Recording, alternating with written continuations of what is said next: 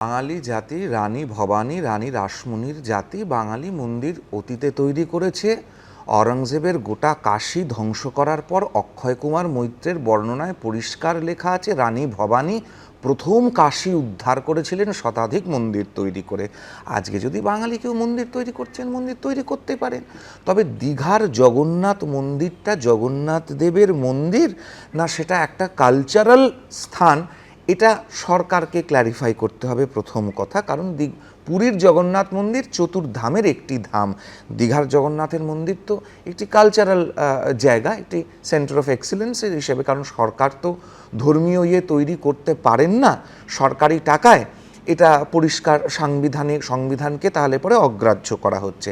2024-এ রাম মন্দিরকে কেন্দ্র করে যেভাবে গোটা ভারতবর্ষে জিগির তুলেছিল বিজেপি, তার ফলাফল আপনারা 400 কিন্তু যেতে পারেনি। ওই উত্তরপ্রদেশেই কিন্তু তাদের অবস্থা খুব খারাপ হয়ে গিয়েছিল। আমি চাই মন্দির হোক, কোনো অসুবিধে নেই। মন্দির বিজেপির, রাম তো শুধু বিজেপির নয়, রাম সবাইয়ের দেবতা, কিন্তু ধর্ম আগে কর্ম পরে। আমি শুভেন্দুবাবুর কাছে অনুরোধ করব, যে প্রধানমন্ত্রী প্রতিশ্রুতি দিয়েছিলেন বছরে 1 কোটি করে চাকরি, কর্মসংস্থানের কথা, সেইগুলোকে আনুক। দীঘাতে একটা মন্দির হলে তার অর্থনৈতিক দিকটাও অনেকটা খুলে যাবে, সাধারণ মানুষের ওখানে যাতায়াত বাড়বে, নিঃসন্দেহে একটা পর্যটন কেন্দ্র তৈরি হবে মন্দিরকে কেন্দ্র করে।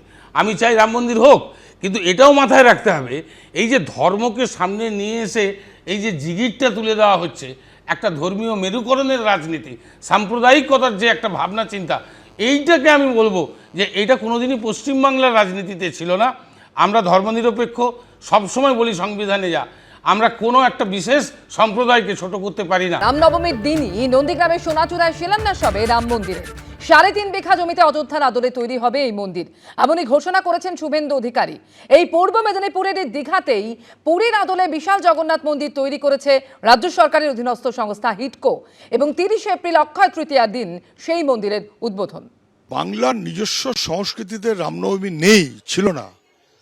বাংলার নিজস্ব সংস্কৃতিকে সরিয়ে দিয়ে অবাংলার চাপ দাপট, এটা কখনো বাংলা মানুষ মেনে নেবে না।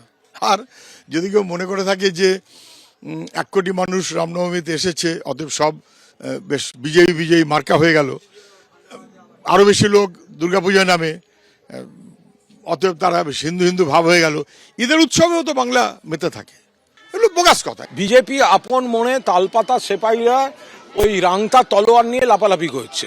মমতা বন্দ্যোপাধ্যায় তিনি সব ধর্মকে সম্মান করেন, তিনি নিশ্চয়ই নিজে হিন্দু ব্রাহ্মণ পরিবার থেকে, আর সেই কারণে উনি উন্নয়নের রাজনীতিতে বিশ্বাস করেন, ধর্ম নয়, উন্নয়ন।